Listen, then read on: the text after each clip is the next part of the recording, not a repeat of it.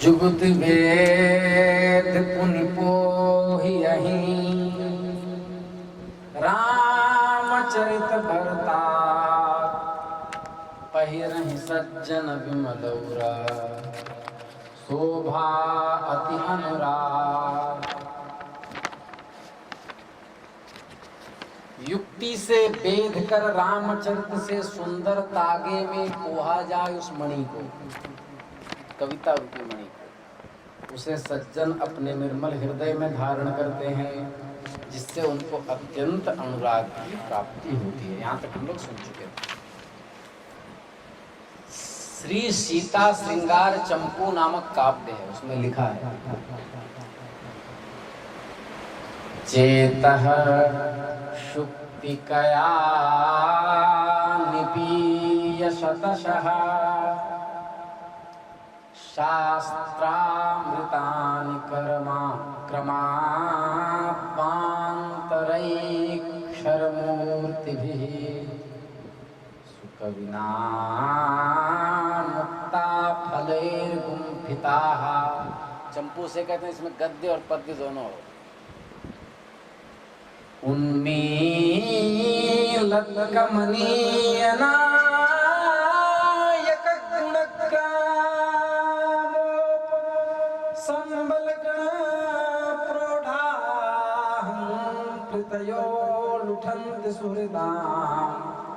कंठे सुहारस्रजः। ये अनर्घ राघव नाटक का श्लोक, सीता श्रृंगार चंपू का। सीता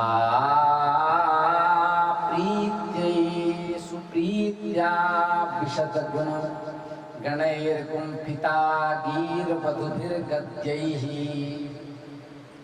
पद्यैरणैकरतिशय रुचिरैर्मौक्तिकैराजिता च श्रृंगाराद्यैरुपेता रघुपति चरण प्रीतिदा भक्ति भाजाम सीता श्रृंगार चंपुः सृगिवसु हृदये भाति में सज्जनाना भाति में सज्जनाना। कह रहे हैं कि बुद्धि रूपी सीपी ने शास्त्र रूपी जल पीकर सैकड़ों अक्षरों रूपी मोतियां क्रम से उगल दी। शास्त्र हुए स्वाति नक्षत्र के जल, बुद्धि हुआ सीप और शास्त्र रूपी जल को पी करके सैकड़ों अक्षरों रूपी मोतियां उगल दी। उन मोतियों के द्वारा कवियों ने पोह पोह करके और माला बना ली। मालाएं सज्जनों के हृदय रूपी कंठ में विराजती है।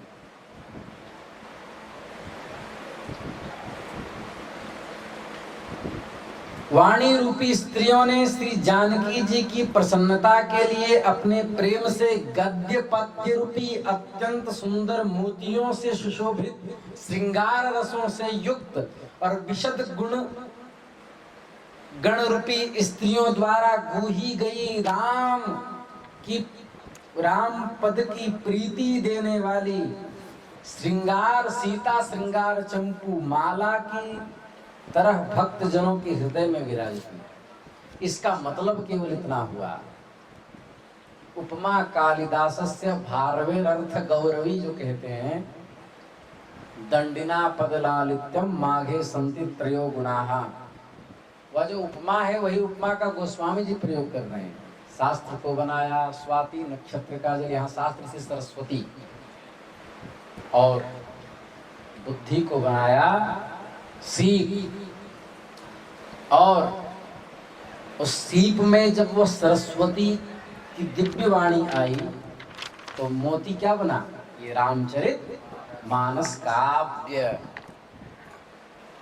समझे? गले में एक तुलसी आवश्यक है।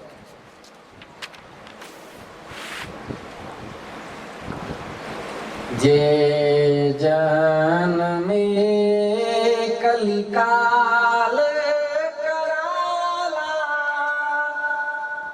करतब वेश करतब बायस वेश मराला चलता कुपंथ वेद माग छाड़े कपट कलेवर कलिमल भाड़े वंचक भगत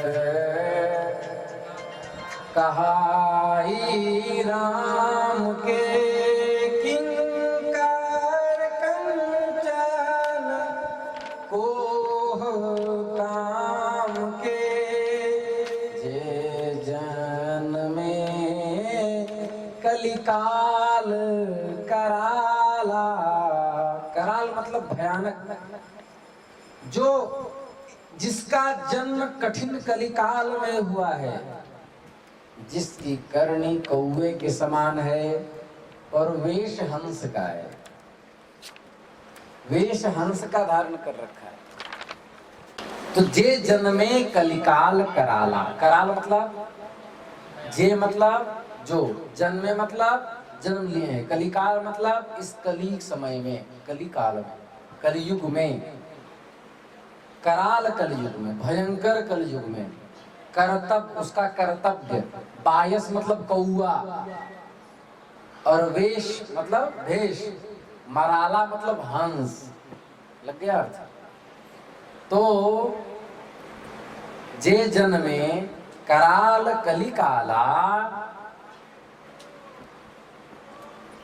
तस्य उसका उनकर कर्तव्य बायस मराला वेश, अर्थात जिनकी करनी बायस मतलब कौवे के समान है और वेश हंस सा है। पीला पीला बढ़िया महात्मा की तरह वस्त्र पहने, गले में कंठी, दिव्य वाणी विनम्रता पूर्वक, हाथ में सुमेरणी, 10-15 शिष्य आसपास घेरे हों, अधिपति की गद्दी हो, तो वो हो गया वेश मराला, हंस का वेश। कर्तव्य कौवे के समान, छोटी छोटी बातों में उद्विग्न हो जाना। ब्राह्मण का कोई कर्तव्य नहीं, संध्या नहीं करना, राक्षस की तरह आक्रमण कर देना, टूट पड़ना। तो कर्तव्य बायस वेश मराला चलत कुपंथ वेद मग छाड़े, जो वेद के बताए हुए मार्ग को छोड़कर कुपंथ का आश्रय लेते हैं। कुपंथ मतलब कुमार्ग। कपट कलेवर, जिनका कलेवर मतलब शरीर, कपट, कपट जानते हो क्या? वाह यार, हम पूछे इंद्र जानते हो? बोले मघवा। मघवा मतलब बिडौजा। बिल्ली किसे कहते हैं? बोले बिल्ली को बिल्ली कहते हैं। कोई मतलब हुआ? ऐसा तात्पर्य बताओ।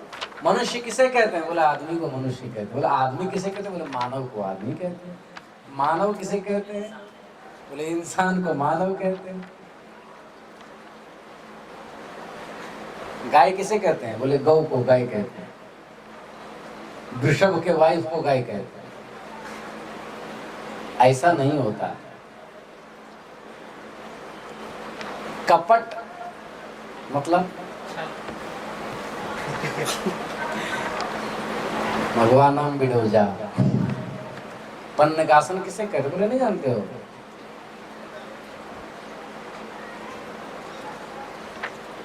जब कहते गरुड़ को पन्नगासन कहते हैं, बोले नहीं जानते, सौपर्ण है। बोले अच्छा, सौपर्ण किसे कहते? बोले वैनतेय को सौपर्ण कहते हैं। बोले वैनतेय किसे कहते? विंता के पुत्र को वैनतेय कहते हैं।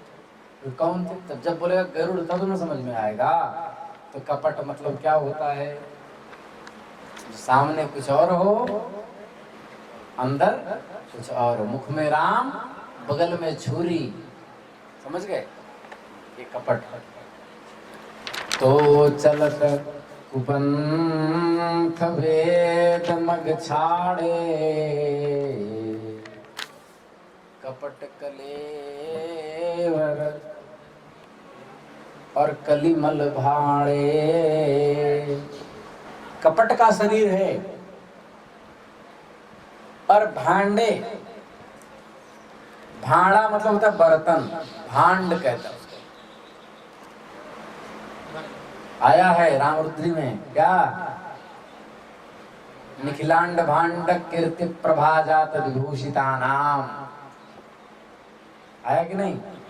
भांड मतलब पात्र, कलिमल भांडे, ये कलयुग के पापों के पात्र हैं ये सब,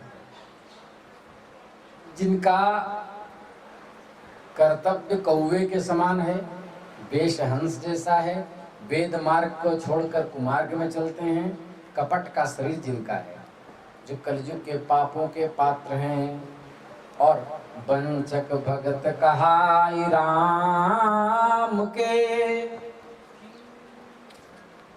वंचक मतलब होता है ठगने वाला, वंचक, वंचन। आजकल प्रवचन लोग नहीं करते, प्रवंचन करते हैं। प्रकर्षेण वंचति, अच्छी प्रकार से ठगने वाले क्या करते हैं, प्रवंचन। वंचक भगत कहाई राम के, ठग हैं वो राम जी के भक्त कहलाते हैं। राम के भक्त कहाई के वंचकाहा, और किंग, लेकिन राम जी के भक्त कहलाते हैं। पर ये नौकर किसके हैं, राम जी के नहीं हैं। किंकर कंचन, पैसा धन, कोह क्रोध, काम के, काम वासना आदि इनके ये दास हैं और ठग हैं। और कहलाते क्या हैं, भक्त। क्या कहलाते हैं, भक्त।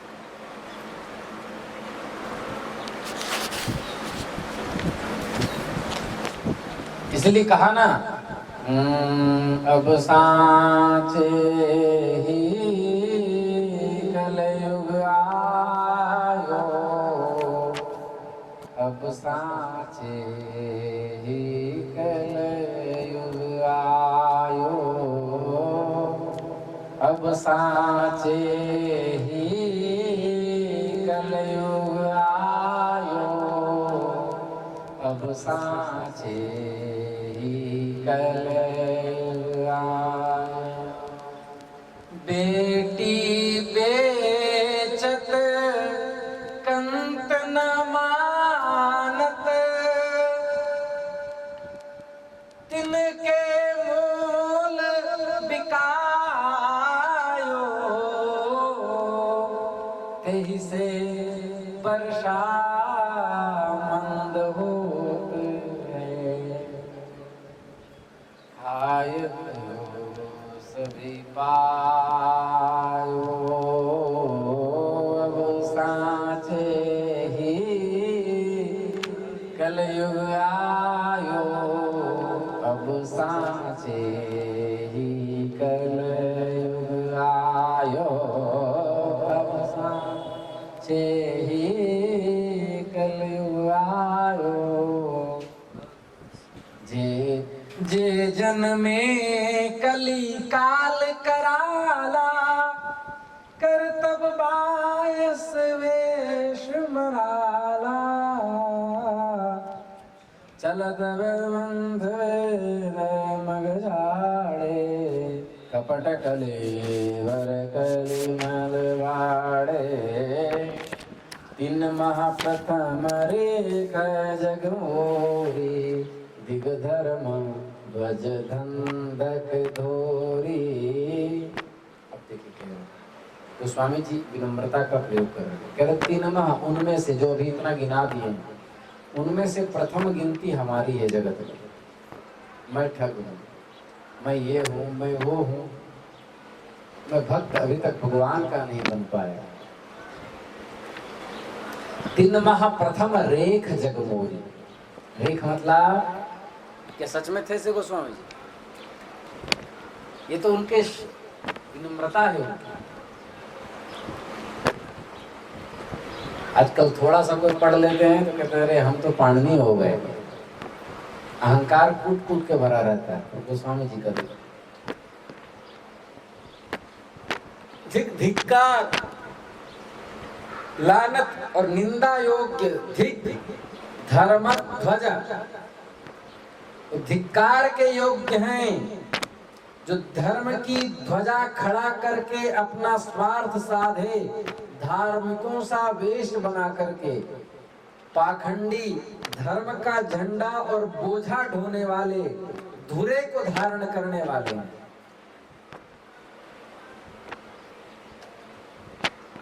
लेकिन मैं क्या कर रहा हूं? भगवान के चरित्र का गान कर रहा हूं। इसलिए सब दोष होने के बाद भी काम ठीक कर रहा हूं।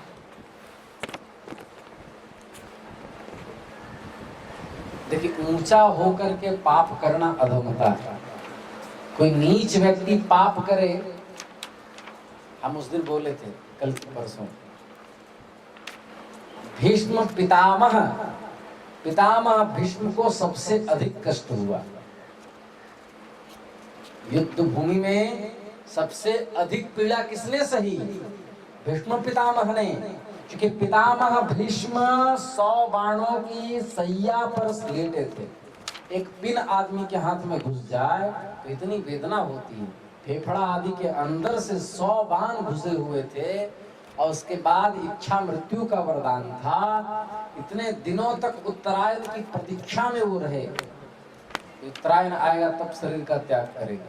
इतना होने के बाद जिन जिनको उन्होंने गोद में खिलाया था उनकी मृत्यु का समाचार सुनते रहे। कितनी पीड़ा हुई हो। इस पितामह भीष्म को इतनी पीड़ा क्यों हुई थी? राष्ट्र को होना चाहिए था ज्यादा ना। पितामह भीष्म तो भगवान के भक्त थे। ये श्रीमद् भागवत में कहा, इतिमति रूप कल्पिता वितृष्णा भगवती शाश्वत पुंगवे विभुम्नि स्वसुखम उपगते क्वचित विभर्तुम प्रकृतिमुपेषु यद् भव प्रवाह। भीष्म स्तुति है। इसलिए क्योंकि विवेक उनका ज्यादा प्रखर था, वो अधिक विद्वान थे। संपूर्ण सभा में विद्वता की समता करने वाले कोई उनके सामने नहीं थे। विद्वता में साक्षात महादेव के समान थे भीष्म पितामह। तो फिर ऐसा क्यों हुआ? क्योंकि जो जितना ऊंचा होकर के पाप करते हैं, उन्होंने क्या पाप किया? कुल वधू को अपमानित हुए सभा में देखा। श्राप देने की शक्ति थी भीष्म पितामह के अंदर। शारीरिक शक्ति इतनी थी कि श्री कृष्ण को छोड़कर वहां सभा में सबके अकेले सबका वध तक कर सकते थे। इतनी शारीरिक क्षमता थी उनमें। अकेले युद्ध करके सबको परास्त कर सकते थे। लेकिन सारा सामर्थ्य होने के बाद भी दुशासन, दुर्योधन और कर्ण के कुकृत्य को मस्तक झुका करके उन्होंने सहा। इस अपराध के कारण उनको बाणों की सैया मिली।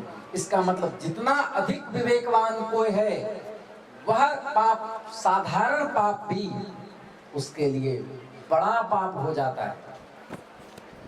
शिव संहिता का यह श्लोक है, रामादन्यः परो ध्येयः नास्तीति जगतां प्रभुः तस्मात् रामस्य ये भक्तास्ते नमस्याः शुभार्थिभिः। जैसे सुक्षेत्र में बीज बोने से वह अवश्य उत्पन्न होता है, वैसे ही एक पाप भी करने से लाखों पाप गिने जाते हैं। किसके? विवेकवान के। जानबूझ करके जो पाप होता है।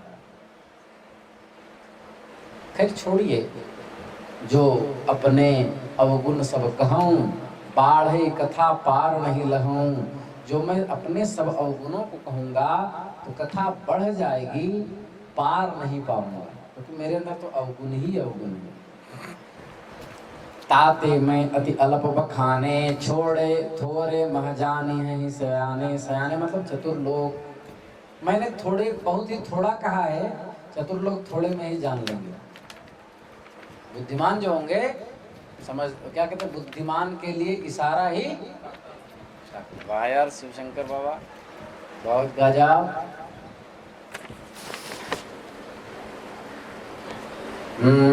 समुझहि विविध विधि बिनती मोरी, को न कथा सुनि देई खोरी।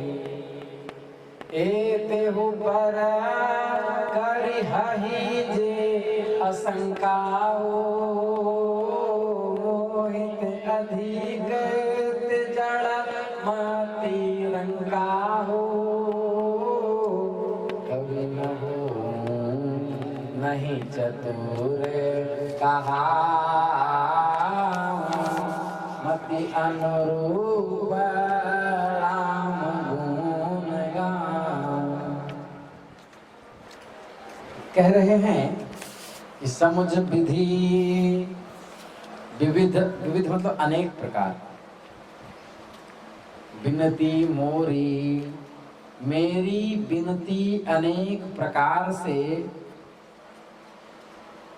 विविध विधि, अनेक विविध मतलब अनेक, विधि मतलब प्रकार से मेरी विनती को समझकर, पुस्तक देखेंगे तब लगेगा। आप लोग लाया कीजिए रामचरितमानस, समझ गए?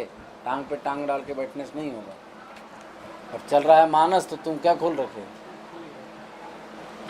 कुछ नहीं था, वो झूठ बोल दिए जनेऊ पहन के। चलो, तो मोरी बिनती विविध विधि समुझी, मेरी बिनती को बहुत विधि से अनेक प्रकार से समझ करके, को न कथा सुनि देहि खोरी, कोई भी कथा सुनकर दोष नहीं देना। बहुत चतुर हैं गोस्वामी। पहले पूरा सब बोल लिए तो क्या करे, कोई कथा करके दोष मत देना। क्यों? बोले ए तहु पर करिहहि जे शंका। इतने पर भी जो शंका करेंगे, मोहित अधिक ते जड़मति रंका, वो मुझसे भी अधिक मूर्ख और बुद्धिहीन है।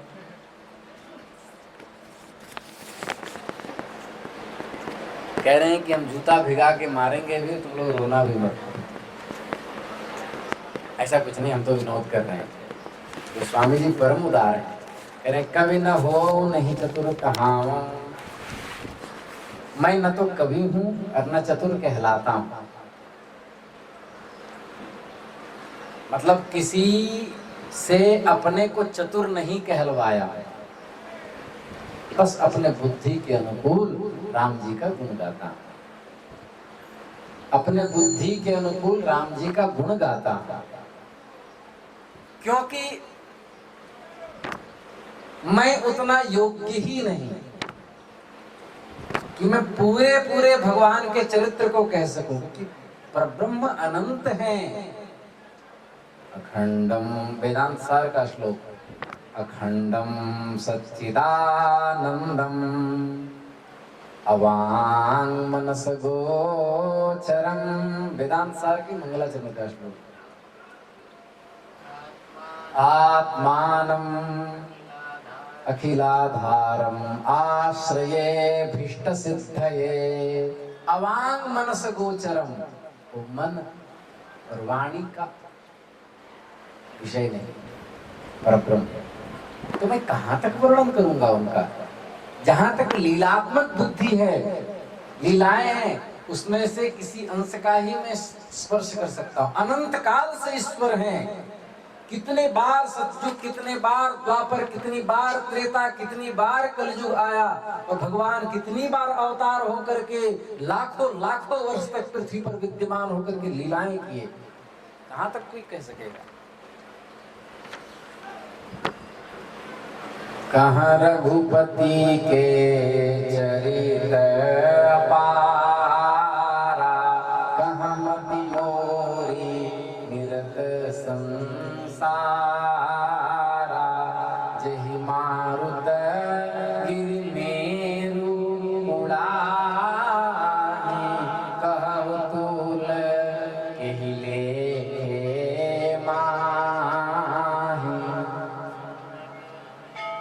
कह रहे हैं कि कहाँ रघुपति के चरित्र अपारा, कहाँ तो अपार चरित्र भगवान के, और कहाँ मति मोर निरत संसारा, कहाँ मेरी बुद्धि संसार में निरत। कसुरिय प्रभवो वंश क्वचाल्प विषया मति ही त्रिशूर दुस्तरम मोहादुपे नास्मि सागरन।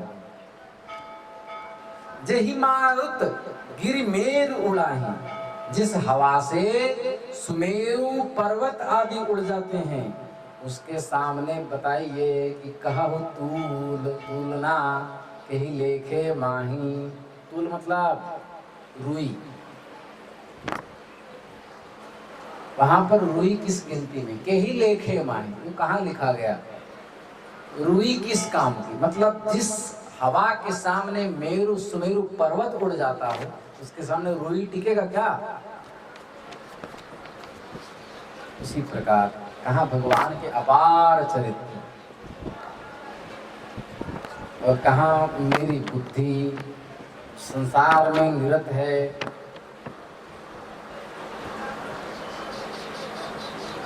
सुमेरु की गुरुता नहीं रह जाती, वह हल्का हो जाता है, और रुई तो हल्की ही है। मतलब कहा कि सारद शेष महेश आदि बड़े बड़े वक्ता सुमेरु हैं। रामचरित जो है वह वायु है। तो ये सब स्तब्ध हो जाते हैं। ये भी कहने थे न इति नेति नेति, इतना ही पर्याप्त नहीं है, और भी व्यापक चरित्र है, और भी व्यापक चरित्र है। जब शारद शेष महेश ऐसा कहते हैं, तो मैं तुलसीदास रुई, मैं कहां तक कहूंगा?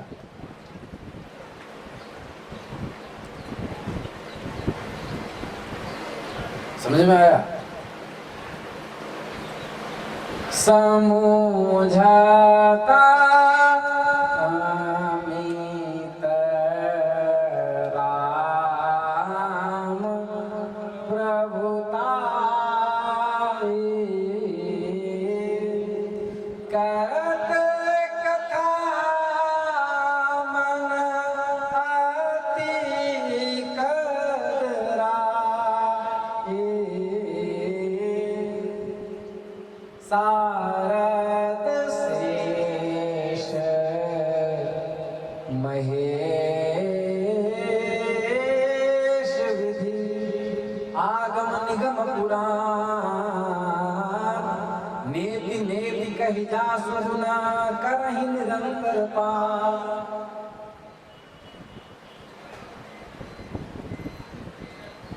समुझत अमित, अमित किसे कहते हैं? मित मतलब होता है जिसका मापा जा सके, जिसे। अमित मतलब जो बुद्धि का विषय नहीं, जिसको मापा नहीं जा सकता। रामचंद्र जी की ऐसी असीम प्रभुता, समुझत अमित राम प्रभुता। राम जी के अमित मतलब असीम प्रभुता, जिसकी सीमा नहीं है। उनको समझ कर करत कथा मन अति कदराई, मेरा मन कदरा रहा है। मतलब कथा रचने में मेरा मन बहुत ही डर रहा है। डर रहा है ना, क्योंकि सारद, सारद मतलब सरस्वती, शेष शेषनाग, महेश भगवान शंकर, विधि सृष्टा प्रजापति वेदा विधाता विश्वसेठ विधि अमर कोश ब्रह्मा जी, आगम निगम पुराण।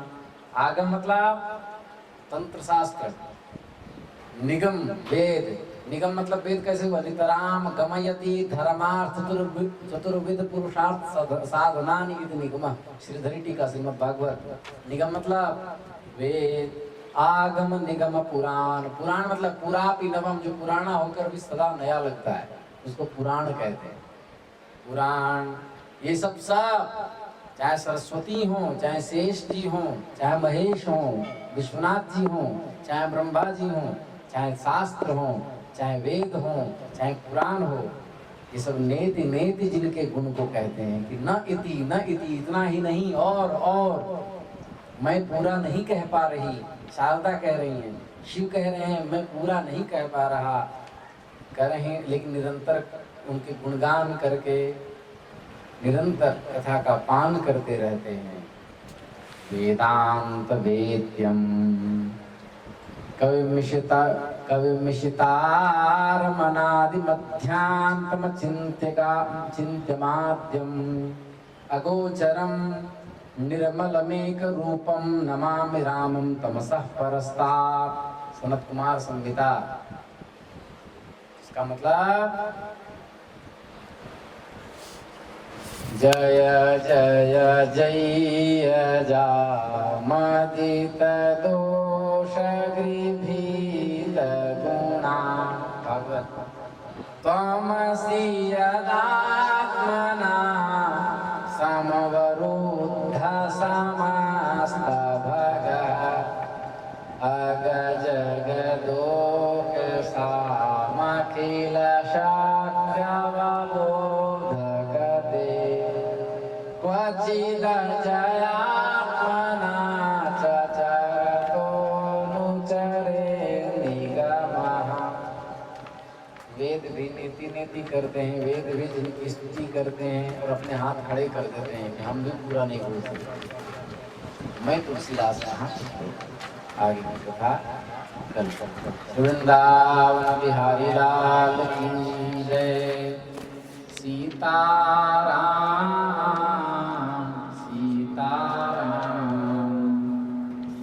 सीताराम जय सीताराम सीताराम सीताराम सीताराम जय सीताराम सीताराम सीताराम सीताराम जय सीताराम सीताराम सीताराम सीताराम जय सीताराम सीताराम सीताराम सीताराम जय सीताराम। इसलिए बृहदारण्यकोपनिषद में लिखा है सर्वेषु भूतेषु तिष्ठन्ति तिष्ठन्ति।